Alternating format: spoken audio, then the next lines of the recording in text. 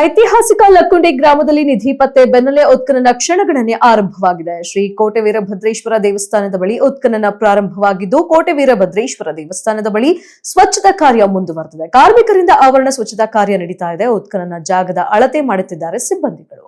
Border ಗುರುತು ಹಾಕಿ ಕಾರ್ಯವನ್ನ ಮಾಡ್ತಾ ಇದ್ದಾರೆ. ಬೆಳಗ್ಗೆ 11 ಗಂಟೆಗೆ ಉತ್ಖನನಕ್ಕೆ ಚಾಲನೆ ನೀಡಲಾಗಿದೆ. ಪುರಾತತ್ವ ಇಲಾಖೆ ನಿವೃತ್ತ ಅಧಿಕಾರಿ ಹಾಗೂ ಉತ್ಖನನ ನಿರ್ದೇಶಕ ವಿಜ್ಞಾನಿ ಟಿಎಂ ಕೇಶವ ನೇತೃತ್ವದಲ್ಲಿ ಉತ್ಖನನ ಪ್ರಾರಂಭವಾಗಿದೆ. ರಾಜ್ಯ ಪುರಾತತ್ವ ಇಲಾಖೆ ಅಧಿಕಾರಿ ಆರ್ ಸಜೀಶ್ವರ ನೇತೃತ್ವದಲ್ಲಿ ಉತ್ಖನನ ಕಾರ್ಯ ಮುಂದುವರಿತಾ ಇದೆ. ಇನ್ನು ಉತ್ಖನನಕ್ಕೂ ಮುನ್ನ ಭೂಮಿ ಪೂಜಾ ಕಾರ್ಯವನ್ನ ಕೈಗೊಂಡಿದ್ದಾರೆ. ಸಲಿಕೆ, ಗುದ್ದಲಿ, ಪಿಕಾಶಿ, ಹಾರೆ, ಸುತ್ತಿಗೆ, ಬಟ್ಟೆಗಳನ್ನ ಇಟ್ಟು ಪೂಜೆಯನ್ನ ಮಾಡಲಾಗಿದೆ. ಮಂತ್ರ ಪಠಣ ಮಾಡಿ ಕಾಯಿ ಒಡೆಯುವ ಮೂಲಕ ಪೂಜೆಯನ್ನ ಪ್ರಾರಂಭ ಮಾಡಲಾಗಿದ್ದು, ಜಿಲ್ಲಾಧಿಕಾರಿ ಸಿಎನ್ ಶ್ರೀಧರ ಅವರಿಂದ ಉತ್ಖನನಕ್ಕೆ ಚಾಲನೆ ನೀಡಲಾಗಿದೆ. ಜೂನ್ 3ನೇ ತಾರೀಕು ಸಿಎಂ ಉತ್ಖನನಕ್ಕೆ ಚಾಲನೆ ನೀಡಿದ್ರು. ಆಗ ಮಳೆಗಾಲ ಪ್ರಾರಂಭ ಆಗಿದ್ರಿಂದ ಉತ್ಖನನ ಕಾರ್ಯ ಮಾಡಲು ಆಗಿರಲಿಲ್ಲ. ಬೇಸಿಗೆ ಬಂದಿರೋದ್ರಿಂದ ಉತ್ಖನನ ಪ್ರಾರಂಭ ಮಾಡಿದ್ದೇವೆ. ರಾಜ್ಯ ಪುರಾತತ್ವ ಇಲಾಖೆ ನೇತೃತ್ವದಲ್ಲಿ ಜಿಲ್ಲಾಡಳಿತ ಮತ್ತು ಲಕ್ಕುಂಡಿ ಪ್ರಾಧಿಕಾರದ ವತಿಯಿಂದ ಮಾಡಿಸುತ್ತಿದ್ದೇವೆ. ಉತ್ಖನನಕ್ಕೆ 3 ರಿಂದ 4 ತಿಂಗಳ ಕಾಲ ತೆಗೆದುಕೊಳ್ಳುತ್ತೆ. ಕೋಟೆ ವೀರಭದ್ರೇಶ್ವರ ದೇವಸ್ಥಾನದ ಮುಂದೆ ಪ್ರಾರಂಭ ಮಾಡ್ತಿದ್ದೇವೆ. 10 ವ್ಯಾಪ್ತಿಯಲ್ಲಿ ಮೊದಲು ಉತ್ಖನನ ಮಾಡ್ತೇವೆ ಎಂದು ಜಿಲ್ಲಾಧಿಕಾರಿ ಸಿಎನ್ ಶ್ರೀಧರ್ ಅವರು ತಿಳಿಸಿದರು. ಜಿಲ್ಲಾ ಪಂಚಾಯಿತಿ ಮಾಜಿ ಅಧ್ಯಕ್ಷ ಸಿದ್ದಲಿಂಗೇಶ್ವರ ಪಾಟೀಲ್, ಎಸ್ಪಿ ರೋಹನ್ ಜಗದೀಶ್, ಪುರಾತತ್ವ ಇಲಾಖೆ ಅಧಿಕಾರಿ ಆರ್ ಸಜೀಶ್ವರ್, ಲಕ್ಕುಂಡಿ ಪಾರಂಪರಿಕ ಅಭಿವೃದ್ಧಿ ಪ್ರಾಧಿಕಾರದ ಆಯುಕ್ತ ಶರಣು ಗೋಗೇರಿ ಸೇರಿದಂತೆ ಅಧಿಕಾರಿಗಳು ಈ ಉತ್ಖನನದಲ್ಲಿ ಭಾಗಿಯಾಗಿದ್ದಾರೆ.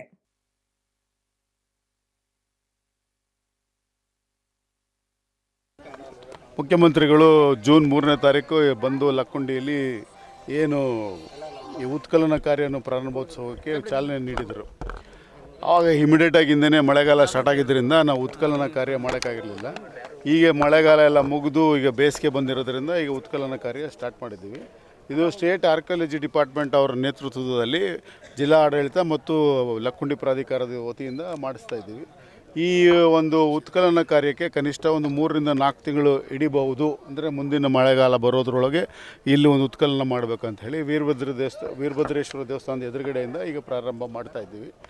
ಸೊ ಈಗ ಫಸ್ಟ್ ಒಂದು 10x10 ವ್ಯಾಪ್ತಿಯೊಳಗೆ ನಾವು ಉತ್ಖನನ ಮಾಡ್ತೀವಿ.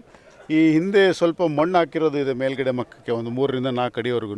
ಮಣ್ಣು ತೆಗೆದ ಮೇಲೆ ಆ ದೇವಸ್ಥಾನದ ಮಟ್ಟಕ್ಕೆ ನಾವು ಇಳಿತೀವಿ. ಅಲ್ಲಿಂದ ಆಚೆಗೆ ಉತ್ಖನನ ಕಾರ್ಯ ಅದು ಸೂಕ್ಷ್ಮತೆಯಿಂದ ಕೂಡಿರುತ್ತದೆ. ಅಲ್ಲಿಂದ ಆಚೆಗೆ ಸೂಕ್ಷ್ಮವಾಗಿ ಉತ್ಖನನ ಮಾಡಿಕೊಂಡು ನಾವು ಏನಾದ್ರು ಸಿಗಬಹುದು ಅಂತ ಒಂದು ಆಶಯ ಏನು ಇಟ್ಟಿದ್ದೀವಿ, ಅದರದ್ದು ಪ್ರಯತ್ನಗಳು ಅವಾಗ ಮುಂದುವರಿಯುತ್ತೆ. ಸರ್, ಏನೆಲ್ಲ ಸಿಗ್ಬೋದು ಸರ್ ಈ ಒಂದು ಉತ್ಖನನ ಸಂದರ್ಭಗಳು? ದೇವರಿಗೆ ಬಿಟ್ಟಿದ್ದು ದೇವಸ್ಥಾನದ ಕುರುಹುಗಳು ಇದ್ದಾವೆ ಇಲ್ಲಿ. ಇತಿಹಾಸ ಪ್ರಸಿದ್ಧ ಇದೆ. ಎದುರುಗಡೆನೇ ಒಂದು ಸ್ಟೆಪ್ಪಲ್ ಇದೆ. ಸ್ಟೆಪ್ಪಲ್ಲಿಂದ ಅಲ್ಲಿವರೆಗೂ ಹೋಗೋಕ್ಕೆ ನಿಖರವಾದ ಒಂದು ದಾರಿ ಇತ್ತು ಅಂತ ಹೇಳ್ತಾರೆ. ಹಾಗೆ ಅಕ್ಕಪಕ್ಕದ ದೇವಸ್ಥಾನಗಳಿಗೂ ಏನಿದೆ ಅಂತ ಹೇಳಿ ಹಿಂದಿನೇ ಕೋಟೆ ಗೋಡೆ ಇದೆ. ಅವಕ್ಕೆ ಸಂಬಂಧಪಟ್ಟಂಗೆ ಸಿಗ್ಬೋದು. ನಮಗೆ ಕಲಾಕೃತಿಗಳು ಸಿಗ್ಬೋದು, ದೇವಸ್ಥಾನದ ಕುರುಗಳು ಸಿಗ್ಬೋದು ಅನ್ನೋ ಆಶಯ ಹೆಚ್ಚಿದೆ. ಕಾಕತಾಳೀಯ ಅದು ಮೊನ್ನೆ ನಿಧಿ ಸಿಕ್ಕಿದೆ ಅಂದ್ಬಿಟ್ಟು ನಾವು ಉತ್ಖನನ ಇವತ್ತೇ ಸ್ಟಾರ್ಟ್ ಮಾಡ್ತಿರೋದು ಕಾಕತಾಳೀಯ. ಉತ್ಖನನಕ್ಕೆ ಜೂನ್ 3ನೇ ನಿಗದಿಯಾಗಿತ್ತು.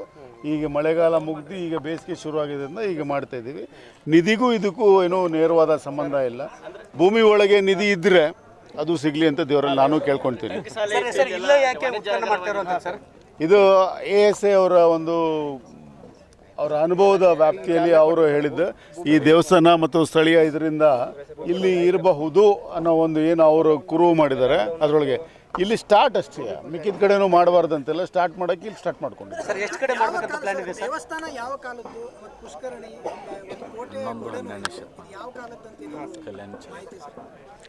ಕಲ್ಯಾಣ ಚಾಲಕರ ಕಾಲದಲ್ಲಿ ಇದು ಆಗಿತ್ತು ಅಂತ ಹೇಳಿಬಿಟ್ಟು ನಮ್ಮ ASA ಅವರೆಲ್ಲ ಹೇಳ್ತಾರೆ.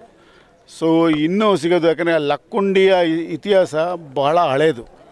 ಸೊ 11ನೇ ಶತಮಾನಕ್ಕೆ ಲಿಮಿಟಾಗಿ ನಾವು ಮಾತಾಡೋಕ್ಕಾಗೋದಿಲ್ಲ. ಇಲ್ಲಿ ನೀವೇ ನೋಡ್ಬೋದು, ಜೈನರಿದ್ದಾರೆ, ಬಸ್ತಿಗಳಿದ್ದಾವೆ, ಬೌದ್ಧರಿದ್ದಾರೆ, ಶೈವೈಟ್ಸ್ ಇದ್ದಾರೆ, ವೈಷ್ಣವೈಟ್ಸ್ ಇದ್ದಾರೆ. ಸೊ ಆಯಾ ಕಾಲಘಟ್ಟದಲ್ಲಿ ಆಯಾ ಪ್ರಬುದ್ಧಮಾನಕ್ಕೆ ಬಂದಂಥ ವ್ಯವಸ್ಥೆ ಇದೆ. ಸೊ ಅವ್ರವ್ರ ಕಾಲದಲ್ಲಿ ಇದು ಅತ್ತಿಮಬ್ಬೆ ಕಾಲದಲ್ಲೂ ದೊಡ್ಡ ಇದು ಅತ್ತಿಮಬ್ಬೆ ನಮಗೆ ಇಲ್ಲಿ ಅವರೇ ಅನ್ನೋದು ಭಾಳ ಹೆಮ್ಮೆಯ ವಿಚಾರ.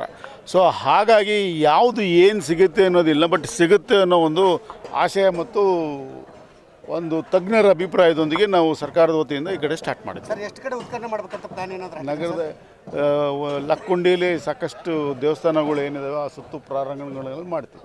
ಸರ್, ಲಕ್ಕುಂಡಿಯನ್ನು ಸ್ಥಳಾಂತರ ಮಾಡಬೇಕು ಅನ್ನುವಂಥದ್ದು ಒಂದಿಷ್ಟು ಚಿಂತನೆ ಕೇಳಿ ಬರ್ತಾ ಇದೆ ಸರ್. ಅದು ಉತ್ಖನನದ ಮೇಲೆ ನಿಂತಿರುತ್ತೆ. ಉತ್ಕಲನದಲ್ಲಿ ಬರುವಂಥ ಇದ್ರ ಮೇಲೆ ಸೊ ಖಾಲಿ ಮಾಡಿಸ್ಬೇಕಾಗೋ ಪರಿಸ್ಥಿತಿ ಬಂತು ಅಂದರೆ ಸರ್ಕಾರದ ಹಂತದಲ್ಲಿ ಕ್ರಮ ತೊಗೊಳ್ತೀವಿ. ಸರ್ ಯಾವ ಏನೆಲ್ಲ ನಿಯಮಗಳು ಇರ್ತವೆ ಸರ್ ಊರು ಸ್ಥಳಾಂತರ ಮಾಡೋದು? ಅವಾಗ ನೋಡೋಣಪ್ಪ, ಈಗಲೇ ಯಾಕೆ ಕೂಸುಟ್ಟೋಕ್ಕಿಂತ ಮುಂಚೆ ಕುಲವೇ ಬೇಡ. ಸ್ಥಳಾಂತರ ಮಾಡುವಂಥ